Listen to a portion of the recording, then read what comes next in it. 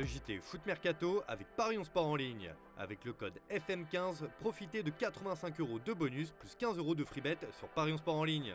Salut tout le monde et bienvenue dans ce nouveau JT Foot Mercato. On commence avec un peu de Ligue 1. Clermont s'apprête à recevoir l'OM demain soir en championnat. Actuellement dernier de Ligue 1, le contenu est pour l'instant insuffisant pour les Clermontois s'ils souhaitent se sauver. Et rien n'indique que cela va s'améliorer pour eux, bien au contraire. Comme le rapporte le journal L'Équipe ce matin, l'entraînement de mercredi s'est crispé par un échange houleux entre Maximiliano Cofriez et son entraîneur Pascal Gastien. Après 2-3 remarques du technicien auvergnat, le défenseur belge lui a reproché sa responsabilité dans le bilan actuel du club. Cofrier n'a pas fini l'entraînement. Un Pascal Gastien sur les nerfs qui peut s'expliquer en partie avec la volonté de son club de faire venir Sébastien Bichard, entraîneur adjoint du Red Star, à sa place. Au PSG, Marco Asensio a fait un choix inattendu. Dans un entretien avec Bleacher Report pour construire son effectif de rêve, l'Espagnol a été questionné sur quel joueur il voudrait s'acheter s'il devait n'en choisir qu'un. Et pour lui, c'est Achraf Hakimi qui obtient ses faveurs. Une belle connexion entre les deux qui pourrait peut-être se vérifier ce soir pour l'affiche au sommet entre l'AS Monaco qui reçoit le Paris Saint-Germain en Ligue 1. Si vous souhaitez parier sur cette affiche qui s'annonce excitante, avec notre partenaire Paris Sport en ligne, on vous offre jusqu'à 85 € de bonus de bienvenue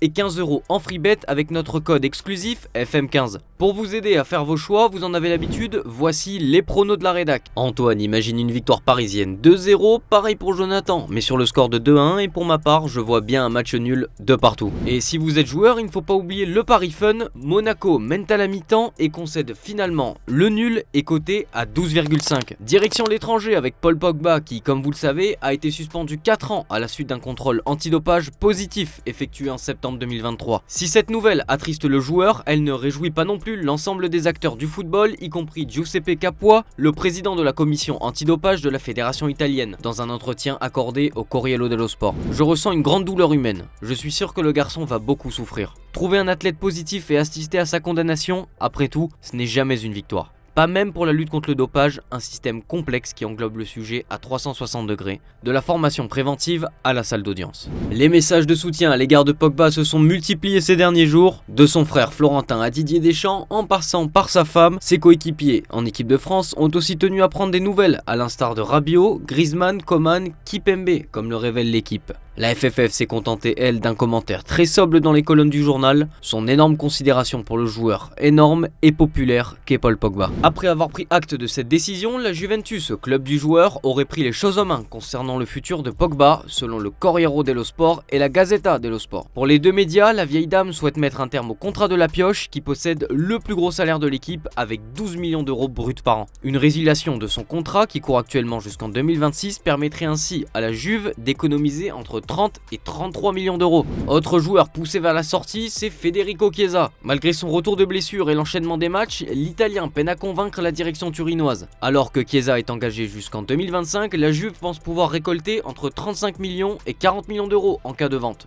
Une somme non négligeable, surtout que les Turinois ont déjà des solutions pour le remplacer, selon la Gazzetta dello Sport. Il est question du Turc Kenan Yildiz, 18 ans, révélation de la Juve en début de saison. 4 autres noms sont évoqués, celui de Felipe Anderson de la Lazio, en fin de contrat à l'issue de la saison, Domenico Berardi de Sassuolo, Giancomo Raspadori du Napoli et d'Albert Gudmundsson du Genoa. Sans banc de touche depuis son départ de l'OM, Igor Tudor intéresse 2 clubs italiens, selon les informations de Tuttosport. Le Torino suivrait de près sa situation en cas de départ de son coach actuel en fin de saison, Ivan Djuric. Bologne, belle surprise cette saison, pourrait faire appel à Tudor si Thiago Motta s'en va cet été. Place à l'Inter Milan qui pourrait se faire un gros billet. Avec Paramount Plus comme principal sponsor cette saison, le club milanais est en négociation avancée avec Betsson, entreprise de paris sportifs suédoise d'après Sport Mediaset. Un contrat qui pourrait rapporter très gros aux interistes, 30 millions d'euros par an jusqu'en 2029-2030, ce qui représenterait 150 millions d'euros au total.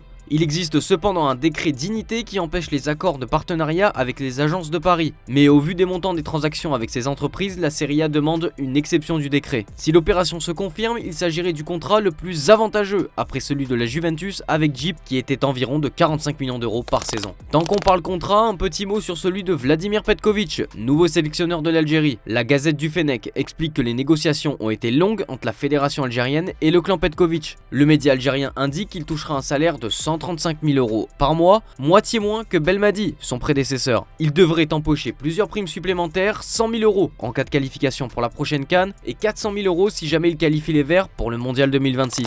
Direction l'Arabie Saoudite avec l'affaire de Cristiano Ronaldo. Hier soir, Al Nasser a concédé le nul face à Al Amz en Saudi Pro League au terme d'un match dingue, 4 buts partout. Le Portugais n'a pas eu d'impact sur la rencontre puisqu'il était en tribune, suspendu un match pour son geste jugé obscène. Les supporters d'Al Nasser ont décidé de voler à son secours et auraient scandé son nom à la 7e minute de jeu, en guise de soutien. Un moment émouvant pour CR7 qui en aurait eu les larmes aux yeux, d'après les indiscrétions du Corriere dello Sport. La descente aux enfers se poursuit pour Quincy Promes. Condamné il y a 2 semaines à 6 ans de prison aux Pays-Bas pour une affaire de trafic de cocaïne, le joueur a été arrêté au contrôle des frontières de Dubaï hier, selon le Télégraphe. Le joueur du Spartak Moscou, en stage avec son équipe aux Émirats Arabes Unis, repartait pour la Russie et Saint-Pétersbourg. Pour le moment, les Pays-Bas n'ont pas été informés de sa détention, mais sa participation au match de reprise de la première ligue russe entre le Zénith et le Spartak Moscou demain est compromise. On se rend outre-Manche avec Luis Diaz qui pourrait s'en aller de Liverpool. Si tout semble aller pour le mieux sur le plan sportif, son avenir dépend en fait de celui de la star de l'équipe, Mohamed Salah. Si l'Égyptien prolonge, le club écoutera les offres pour Luis Diaz. Selon Sunsport, plusieurs clubs espagnols sont intéressés par le joueur, affaire à suivre. La question du futur de Zidane n'est toujours pas tranchée, mais tient les clubs européens en haleine. À ce sujet, Thomas Gravesen, ancien coéquipier de l'ex-coach du Real Madrid, est parfois en communication avec Zidane. Il a d'ailleurs fait quelques confidences au sujet des objectifs en club du champion du monde 98 pour Discovery+. J'ai parlé avec Zidane à Madrid il y a 2 ans, où il m'a dit qu'il ne voulait accepter que 2 emplois et demi. Et ce sont Marseille, Madrid et l'équipe de France. Nous étions à Madrid il y a 2 ans et il me l'a dit là-bas. Je lui ai également demandé s'il était prêt à reprendre un poste d'entraîneur et là, il a dit qu'il n'y avait que ces 3 là. En Allemagne, le Bayer Leverkusen doit être soulagé au sujet de Florian Wirtz. Pièce maîtresse des succès du Bayern cette saison, la question de son avenir est souvent sur la table. Si le Barça, le Bayern, le Real Madrid, Manchester United, Liverpool et même le PSG sont tous sur ses traces, ils risquent tous de devoir se montrer patients. Selon Hans-Joachim Wirtz, père mais aussi conseiller de son fils, un transfert n'est pas à l'ordre du jour, bien au contraire. Florian a un contrat à Leverkusen jusqu'en 2027. Nous devrions attendre les 2 prochaines années et nous verrons alors où le chemin nous mènera. Il lui faut encore un certain temps avant qu'il soit capable de réaliser ses performances de manière cohérente. Ce n'est qu'à ce moment-là que nous pourrons parler de superlatifs et de clubs supérieurs. On referme cette page à l'étranger avec le Real Madrid et ses problèmes de vestiaire. Après l'épisode Arda Güler, frustré par son manque de temps de jeu, c'est au tour de Nacho de se plaindre selon les informations de The Athletic. La relation Ancelotti-Nacho serait tendue puisque l'Espagnol ne s'estime pas totalement intégré au plan de l'ancien coach du PSG. Un contexte qui pourrait d'ailleurs le pousser à quitter la Casablanca, lui qui voit son contrat courir jusqu'en juin prochain. Le Mister a du pain sur la planche pour faire régner l'harmonie dans le vestiaire jusqu'en fin de saison. Une officialisation a eu lieu du côté de Sassuolo. Après cette séparé de Alessio Dionisi le 26 février dernier, le club italien a annoncé la venue de Davide Ballardini sur le banc de touche. Et on termine ce JT les amis avec l'image du jour et elle concerne un ancien grand joueur de l'équipe de France, Franck Ribéry. À la retraite depuis 2022, le Kaiser continue de taper le ballon. S'il avait l'habitude de martyriser les défenseurs, c'est cette fois lui qui a été victime, en plus de la part de son fils. Je vous laisse sur ces images, merci d'avoir suivi ce JT et à très vite sur Foot Mercato.